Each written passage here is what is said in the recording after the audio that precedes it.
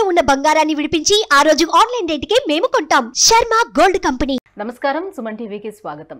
మహాశివరాత్రి యొక్క విశిష్టత ఏంటి? ఈ మహాశివరాత్రి రోజున పరమేశ్వరుని ప్రసన్నం చేసుకునేందుకు ఎటువంటి పూజా కార్యక్రమాలను అవలంబించుకోవాలి అని ఇత్యాది విషయాలను తెలియజేసేందుకు మనతో పాటు ఉన్నారు ప్రముఖ ఆధ్యాత్మికవేత్త, జ్యోతిష శాస్త్ర నిపుణులు బ్రహ్మశ్రీ నందిపట్ల శ్రీహరి శర్మ గారు. గురుగారు నమస్కారం అండి. వాగర్థావివ సంపృక్తౌ వాగర్థ ప్రతిపత్తయే జగతః పితరౌ వందే పార్వతీ పరమేశ్వరౌ. అన్నపూర్ణే సదాపూర్ణే శంకరః ప్రాణవల్లభే జ్ఞానవైరాగ్య సిద్ధ్యర్థం భిక్షాం దేహి చ పార్వతి. మాతా చ పార్వతీదేవి పితా దేవో మహేశ్వరః బాంధవా శివభక్తాశ్చ స్వదేశో భువనత్రయం. సదాశివసమారంభాం శంకరాచార్య మధ్యమాం అస్మదాచార్యపర్యంతం వందే గురుపరంపరాం. ఆదిత్యాయ చ సోమాయ మంగళాయ బుధాయ చ గురుశుక్రశనిభ్యశ్చ రాహవే కేతవే నమః. శృంగేరి జగద్గురు పీఠాధిపతులు శ్రీ శ్రీ శ్రీ భారతీ తీర్థ మహాస్వాముల వారికి, శ్రీ శ్రీ శ్రీ విధుశేఖర భారతీ తీర్థ మహాస్వాముల వారికి, కంచి కామకోటి పీఠాధిపతులు శ్రీ శ్రీ శ్రీ విజయేంద్ర సరస్వతి మహాస్వాముల వారికి ప్రణామములు తెలియజేసుకుంటూ కార్యక్రమాన్ని ప్రారంభిద్దాం. గురుగారు, ఈరోజు శివరాత్రి, ఈ మహాశివరాత్రి యొక్క విశిష్టత ఏంటి? ఈ శివరాత్రి రోజున కటిక ఉపవాస దీక్ష చేపట్టాలి అంటారు. అంటే కటిక ఉపవాస దీక్ష అంటే ఏ రకంగా చేయాలా ఉపవాస దీక్ష అనేది? కటిక ఉపవాస దీక్ష అంటే చాలా రకాలు ఉన్నాయమ్మా. అందులో మీకు చెప్పాలి అని అంటే ఈ కటిక ఉపవాస దీక్ష అనేటువంటి విషయానికి వచ్చేసరికి మీకు యథార్థముగా జరిగినటువంటి ఒకటి చెప్పాలి సంఘటన. ఆది శంకరాచార్యుల వారు తన పర్యటనలో భాగంగా కాశీలోకి అడిగెట్టారు. కాశీలో ఉండి శాస్త్రగోష్ఠి జరుగుతున్నప్పుడు కాలము కాని కాలము, సమయము కాని సమయములో అకాలమైనటువంటి వర్షం లభించింది. వచ్చేసేసరికి శంకరాచార్యుల వారికి అర్థమైపోయింది, ఇక్కడ ఎవరో నిర్జలోపాసకుడు ఎవరో ఉన్నారు కాబట్టి ఈ విధంగా జరిగిందని చెప్పేసి ఆ నిర్జలోపాసకుడిని పిలిపించుకొని అర్ఘ్యపాద్యములు ఇచ్చి నమస్కారం చేసుకొని ఆ విధంగా వస్త్రదానములు అన్ని చేశారు శంకర భగవత్పాదుల వారు. నిర్జలోపాసకుడు అని అంటే జలము అనగా ఈ మన నోట్లో ఊరేటువంటి లాలాజలము కూడా మింగకుండా, ఎటువంటి పానీయం నీరు తీసుకోకుండా కఠినమైనటువంటి ఉపవాస దీక్ష చేసేటువంటి వ్యక్తి ఎక్కడ అడుగు పెడతాడో అక్కడ సుభిక్షమవుతుంది. కాబట్టి నిర్జలోపాసకులు అని అంటారు. కటిక ఉపవాసం చేయమని ఎక్కడ కూడా మనకు శాస్త్రం చెప్పబడలే. అది మనకు అతీతమైనటువంటి శక్తి ఉన్నప్పుడు మనం చేయగలిగేటువంటిది. అంటే ఇక దైవము తప్ప వేరే ధ్యాస లేనటువంటి వ్యక్తి మాత్రమే ఆ చేయడానికి అందుకోగలుగుతాడు. కానీ మనం అందరం ఎవరు అండి? సామాన్య మానవులం. పొద్దున్న లేస్తే లేచిన దగ్గర నుంచి రాత్రి పడుకునేంత వరకు ఎన్నో అబద్ధాలు ఆడుతూ ఉంటుంటాం. మన జీవితం గడుపుకోవడానికి ఎన్నో చూసి చూడనట్టుగా ఉంటాం. అలాగే తలవని తలంపులన్నీ తలుస్తూ ఉంటాం. ఎన్నో పాపాలు చేసేటువంటి మనకు ఆ కటిక ఉపవాస దీక్ష చేసే అర్హత మనకు లేదు అని చెప్పడంలో సందేహం లేదు. కాబట్టి అతి సామాన్యమైనటువంటి మనము చేయాల్సినటువంటిది ఉపవాస దీక్ష. అంటే ఉపవాసము అంటే దగ్గరగా ఉండడము అని శాస్త్రం. అంటే ఏంటి? దేవుడికి దగ్గరగా ఉండడం. అంటే ఏ దేవుడి బొమ్మనో లేకపోతే విగ్రహం దగ్గరనో దేవాలయంలోనో కాదు, ఆ దైవ నామానికి దగ్గరగా ఉండడం. నిరంతరం మనం ఎప్పుడూ ఎన్నో పాపాలు చేస్తూ ఉంటాం, ఎన్నో చేయరాని పనులను చేస్తుంటాం, రహస్యకృత అజ్ఞానకృత పాపములు చేస్తుంటాం తెలిసి తెలియక. అటువంటి వాటిని కూడా నిర్మూలన చేసుకోవాలనంటే శివనామం ఒక్కటే మార్గము. మోక్షాన్ని ప్రసాదించడానికి హరినామము ఎంతటిదో మనం చేసుకున్నటువంటి పాపములు దగ్ధమవ్వడానికి శివనామము అంతటి గొప్ప శక్తి కలిగినటువంటిది. అందుకనే శంకర అనంటే ఏంటి? సకలమైనటువంటి కర్మదోషములు తొలగించేటువంటి నామముగా చెప్పబడింది. శివ అంటే సమస్యలన్నీ కూడాను దూరం చేసేటువంటి నామంగా చెప్పబడింది. కాబట్టి తెలిసో తెలియకో మానవుడు అనేటువంటి వాడు ఈ యొక్క మహాశివరాత్రి రోజున చేసినటువంటి చిన్న చిన్న పుణ్య ఫలములైనప్పటికీ కూడా అవి గొప్పగా ఫలితాన్ని ఇస్తాయి. అవి సత్యయుగంలో జరిగినటువంటి కథని ప్రమాణంగా చేసుకొని ఈనాటి వరకు కూడాను అటువంటి నియమాన్ని పాటిస్తున్నారు. ఉదాహరణకి మనకు శివరాత్రికి సంబంధించినటువంటి విషయంలో జాగరణ తెలిసి చేసినా తెలియక చేసినా ఆ జాగరణ చేసినటువంటి ఫలితము ప్రతి మానవుడికి దక్కుతుంది. అంటే దీనికి ఒక ఉదాహరణ కూడా శివపురాణంలో, లింగ పురాణంలో చెప్పబడి ఉంది. ఒక విలుకాడు, ఎరుకల బోయవాడు కుటుంబ పోషణార్థమై అడవిలోకి వెళ్ళి జంతువుల్ని చంపి ఆ ఆహారాన్ని తీసుకొని భార్యాబిడ్డలకి పెట్టి పోషించేటువంటి వ్యక్తి ఒక రోజున అడవి అంతగా కూడా గాలించగా ఎటువంటి ఆహారం లభించలేదు. చిట్ట చివరికి ఒక మారేడు చెట్టు దగ్గర ఒక లేడీ కనబడి ఉన్నది. ఆ విధంగా ఆ లేడీని చంపుదామనుకొని బాణం వేయిచుండగా అది సత్యకాలము కదా, ప్రతి ప్రాణికి కూడాను మాట్లాడే శక్తి ఉండేటువంటి కాలం అది. అంటే సత్యయుగం అంటే కృతయుగము. కాబట్టి ఆ యొక్క బోయవాడిని చూసి భయపడినటువంటి ఆ లేడీ పిల్ల, నేను వెళ్ళి నా భార్య పిల్లలకి చెప్పుకొని వస్తాను, నాకు కొన్ని గంటలు నాకు అవకాశం ఇవ్వు, మా ఇంటికి వెళ్ళి నేను మళ్ళీ తిరిగి నిక్కచ్చిగా నీ దగ్గరికే వస్తాను, అప్పుడు నన్ను సంహరించి నీ భార్య పిల్లలకి పోషణ చెయ్యి అని చెప్పి ఆ విధంగా అడిగిన వెంబడే ఏమాత్రము కూడా కఠినమైనటువంటి హృదయం కలిగిన వాడు ఎందుకో ఆ రోజు రాత్రిపూట ఆ బోయవాడి ఆ విధంగా మనసులో తలచుకున్నటువంటి వాడే సరేలే వెళ్ళి రామ్మా అని చెప్పి పంపిస్తాడు. ఆ లేడీ రాక కోసమే ఎదురు చూసి ఇక్కడ ఉండలేక రాత్రి సమయమైందని చెప్పి, ఇక్కడ జంతువులకు భయం ఉంటుందని చెప్పి చెట్టు ఎక్కి కూర్చున్నాడు. ఆ ఎక్కే క్రమములో కొన్ని మారేడు దళములు కాలి నుంచి చేతుల నుంచి జారిపడ్డాయి. కానీ ఎంతటి పవిత్రమైనటువంటి స్థలం అనంటే తెలియకుండానే బ్రహ్మవరప్రసాదితమై బ్రహ్మ అభిషేక నిర్మితమైనటువంటి శివలింగం ఆ మారేడు చెట్టు పొదలలో ఉండడము, తనకు తెలియకుండానే ఆ యొక్క మారేడు దళములన్నీ కూడాను ఆ లింగము మీద పడడము, అవన్నీ కూడాను శివరాత్రి జాగరణ నియమాన్ని అనుసరించి ఏ విధంగా శివునికి అభిషేకం చెయ్యాలి, ఏ విధంగా చెయ్యాలన్నారో ఆ సమయాలలోనే ఆ యొక్క దళములన్నీ కూడాను ఉండడము, మారేడు పుష్పములు పడడము. అంతేకాకుండా తాను నీటి కోసమై తెచ్చుకున్నటువంటి ఆ సొరకాయ లాంటి నీటిది కూడా తెలియకుండానే ఒలికిపోయి ఆ శివలింగం మీద పడడము, ఈ విధంగా జరగడము. ఆ లేడీ పిల్ల కోసమై తన భార్య పిల్లల్ని పోషించుకోవాలనే తపనతో నిద్ర కూడా మాని ఆ రాత్రంతా జాగారం చేయడం, రాత్రంతా మేల్కొని ఉండడము.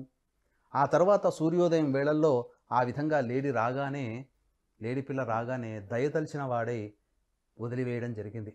అంతటా సశరీరముగా తీసుకుపోవడానికి కైలాసము నుంచి శివనిర్మితమైనటువంటి విమానంలో శివదూతలు వచ్చారు.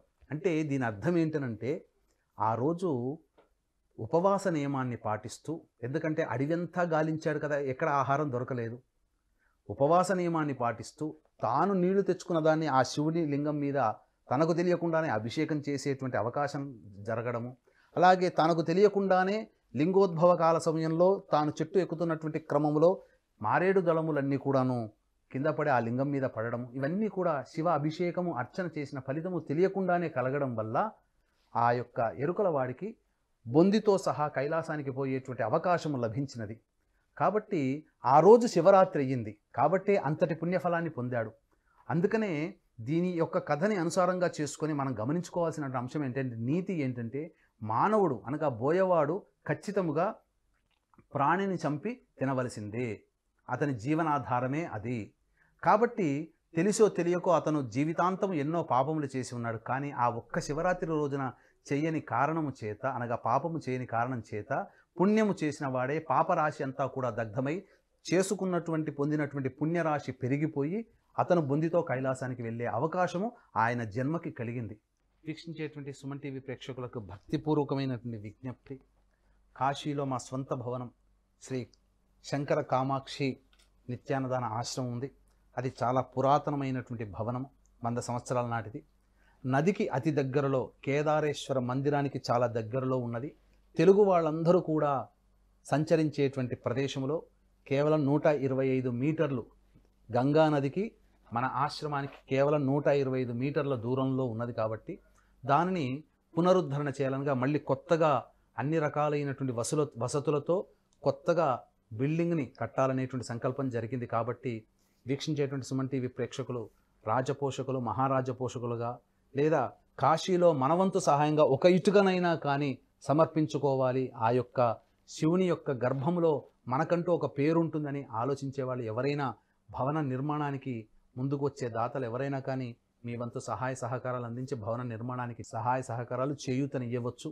అలాగే మహాశివరాత్రి సందర్భంగా 8వ తారీఖు రోజున 121 సార్లు రుద్రపారాయణము, 9వ తారీఖు రోజున 24 హోమాలు, అనగా శని దోషం ఉన్నటువంటి వృషభ, మిథున, కర్కాటక, సింహతుల, వృశ్చిక, మకర, కుంభ, మీన రాశుల్లో జన్మించినటువంటి వారికి, అలాగే వివాహం కావాల్సినటువంటి అబ్బాయిలకి అమ్మాయిల కోసమై, అలాగే దాంపత్య సమస్య, సంతాన సమస్య, ఉద్యోగ సమస్య, ధనపరమైనటువంటి సమస్యలతో ఉన్నటువంటి వాళ్ళకందరికీ కూడా ఈ 121 సార్లు రుద్రపారాయణము, 24 హోమాలు అనేటువంటి జరిపించడం జరుగుతుంది. ఎవరైతే ఈ కార్యక్రమంలో పాల్గొంటారో తిరిగి వచ్చే సంవత్సరం మహాశివరాత్రి కల్లా మీ యొక్క కోరిక నెరవేరుతుంది. అది పార్వతీ పరమేశ్వరుల యొక్క అనుజ్ఞగా తీసుకొని ఈ కార్యక్రమంలో మీ యొక్క గోత్రనామాదులు నమోదు చేసుకోవచ్చు. అలాగే మహాశివరాత్రి సందర్భంగా అన్నదానం మా సొంత భవనం శ్రీ శంకర కామాక్షి నిత్యాన్నదాన ఆశ్రమంలో జరుగుతుంది. అన్నదానానికి కూడా సహాయ సహకారాలు అందించేవాళ్ళు ఈ యొక్క కార్యక్రమ తదనంతరం కాంటాక్ట్ చేసి పూర్తి వివరాలు తెలుసుకోవచ్చు. అలాగే ముఖ్యంగా నూతన భవన నిర్మాణం జరుగుతుంది కాబట్టి మీ పేరిట కాశీలో ఒక రూమ్ అనేటువంటిది కూడా ఏర్పాటు చేయడం జరుగుతుంది. కాబట్టి అవకాశం ఉన్న వాళ్ళు మహారాజ పోషకులుగా ఈ యొక్క రూమ్కి సంబంధించినటువంటి దాతలుగా ఉండదలిచిన వాళ్ళు కూడా ఈ యొక్క కార్యక్రమ తదనంతరం కాంటాక్ట్ చేయవచ్చు.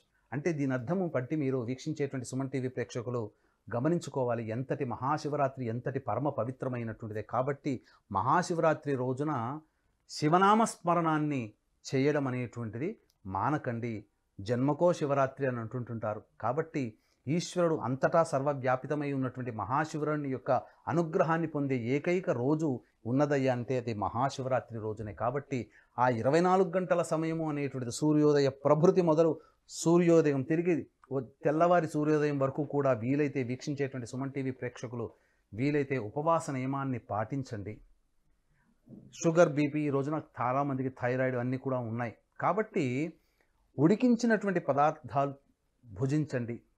అలాగే మాగబెట్టినటువంటి పచ్చళ్ళు కానీ ఇవన్నీ కాకుండా చక్కగా ఈ సంబంధించినటువంటి రొట్టెలు కానీ ఏవైనా కానీ అవి మీరు భుజించండి. పాలు పండ్లు తీసుకోవచ్చు, తప్పు లేదు. ఎందుకంటే మనము ఏదైనా ఒక పని చెయ్యాలి అంటే మన శరీరం శక్తి కలిగి ఉండాలి. మనము మన యొక్క మనసు లగ్నం చేయించి ఉండాలి.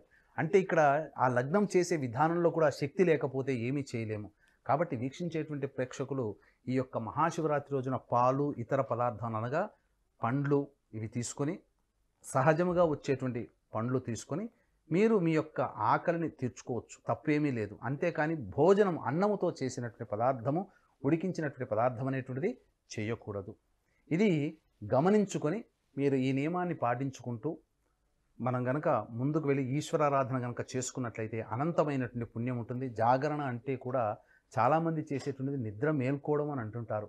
వాస్తవమే, నిద్ర మేలుకొని ఉండాలి, కానీ శివనామస్మరణతో మేలుకొని ఉండాలి. అంతే తప్ప చాలామంది మన ఇళ్లలో చూసుకున్నట్లయితే చాలామంది చాలా చోట్ల శివరాత్రి జాగరణ పేరిట రికార్డింగ్ డ్యాన్సులు కొంతమంది పెట్టుకునే వాళ్ళు ఉంటారు, పేకాటలు ఆడుకునే వాళ్ళు కొంతమంది ఉంటుంటారు. ఇలా సమయాన్ని ఏదో విధంగా గడుపుకోవాలనే ఉద్దేశంతో ఉండేటువంటి వాళ్ళే ఇప్పుడు సమాజంలో కొంతమంది కొన్ని చోట్ల కనబడుతున్నారు. కాబట్టి సప్త వ్యసనాలకి దూరంగా ఉండవలసినదే ఆ రోజున. సప్త వ్యసనాలలో పేకాట కూడా ఒకటి, జూదము అని అంటారు. కాబట్టి మనము ఇటువంటి సప్త వ్యసనాలన్నీ కూడా దూరం పెట్టుకొని తదేక చిత్తముతో ఈశ్వరుని యొక్క ఆరాధన చేసినటువంటి వ్యక్తికి శివానుగ్రహం వలన ఏ సంకల్పమైతే కోరుకొని ఏ రకమైనటువంటి ఇబ్బందులైతే బాధపడుతున్నాడో ఆ ఇబ్బందులన్నీ తొలగిపోతాయని చెప్పడంలో సందేహం లేదు. గురువుగారు, శివరాత్రి రోజున భక్తితోటి మీరు చెప్పినట్టు విధంగా ఈ పూజా కార్యక్రమాలన్నీ చేసుకున్న తర్వాత శివరాత్రి మరుసటి రోజున ఎటువంటి కార్యక్రమాలు అవలంబించాల్సి ఉంటుంది? శివరాత్రి సూర్యోదయం ప్రభృతి అవకాశం ఉంటే చక్కగా నదీ తీరంలో స్నానం చేయండి. స్నానం లేకపోతే ఆ విధంగా నదీ తీరం దగ్గర లేకపోతే ఇంట్లో ఉన్నటువంటి గంగాజలంతోనైనా చేయొచ్చు. లేదు అనంటే గంగేచ యమునే కృష్ణ గోదావరి సరస్వతి నర్మదే సింధు కావేరి జలేస్మిన్ సన్నిధింకురు. ఈ యొక్క సప్త నదులని పేర్లు తలుచుకొని ఆ నదులలో ఉండే పవిత్రమైన శక్తి నేను చేసే స్నానంలో లభించాలని చెప్పి భావన చేసుకుని ఆ నీటితో స్నానం ఆచరించి చక్కగా ఇంట్లో దీపారాధన చేసుకొని శివ సహస్రనామము పారాయణం చేయడం. అలాగే అనారోగ్యంతో బాధపడేటువంటి వాళ్ళు మృత్యుంజయ స్తోత్రాన్ని పారాయణం చేయడం, మానసికమైనటువంటి ఇబ్బందులతో బాధపడేటువంటి వాళ్ళు చంద్రశేఖరాష్టకాన్ని పారాయణం చేయడం వీలైనన్ని సార్లు చేయండి. సాయంత్రం వరకు చేయండి. సాయంత్రం తదనంతరం కొన్ని నియమాలు పాటించుకుంటే చాలా మంచిది. అలాగే శివ సహస్రనామ పారాయణం వీలైనన్ని సార్లు చేయండి. ఇంకా చెప్పాలి అనంటే ప్రదోషకాల సమయం అని ఒకటి ఉంటుంది. అంటే సూర్యాస్తమయానికంటే ముందు, సూర్యాస్తమయం తర్వాత నిడివి ఉండేటువంటి 2 ఘడియల కాలము. కాబట్టి ఆ ప్రదోషకాల సమయంలో మీరు శివ సహస్రనామ అర్చన, శివ సహస్రనామ పారాయణ ఇవి చేసినట్లయితే శివానుగ్రహం అతి తొందరగా మీకు కలుగుతుంది. ఎందుకనంటే ఈ రోజుననే భక్తవశంకరుడైనటువంటి ఈశ్వరుడు అతి సులభుడై అందరి కోరికలు నెరవేర్చడానికి ప్రసన్న సమేతముగా ఉంటాడు.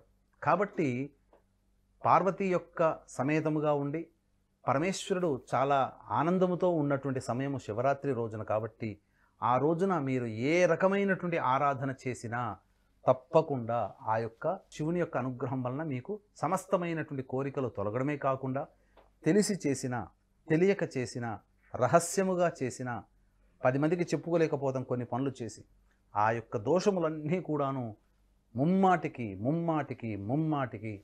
తొలగిపోతాయి అనడంలో సందేహం లేదు. సర్వజనులు కూడా పాప విముక్తులయ్యేటువంటి ఒకే ఒక్క రోజు మహాశివరాత్రి రోజున. కాబట్టి పాపము అనంటే ఎదుటివాడు బాధపడేటట్టుగా ఒక మాట అన్నది పాపమే. పాపములంటే చెప్పినటువంటి పెద్ద పెద్ద పాపాలు చేయాల్సినటువంటి కాదు. చిన్న మాట ఎదుటి మనిషి యొక్క మనసు బాధ పెట్టినా అది క్షోభ కిందకే మారుతుంది, అది శాపము కింద మారుతుంది. కాబట్టి అటువంటి తెలియనకుండా చేసిన, తెలిసి చేసినవన్నీ కూడా ఈ యొక్క శివరాత్రి రోజున చేసినటువంటి శివనామ స్మరణ పారాయణం వలన తొలగిపోతాయని చెప్పవచ్చు. గురుగారు, మహాశివరాత్రి యొక్క విశిష్టతను గురించి, అలాగే శివరాత్రి రోజున శివానుగ్రహం కోసం ఏమేమి చేయాలనే విషయాన్ని తెలియజేసినందుకు ధన్యవాదాలు గురుగారు. సర్వం శ్రీ ఉమామహేశ్వర పరబ్రహ్మార్పణమస్తు.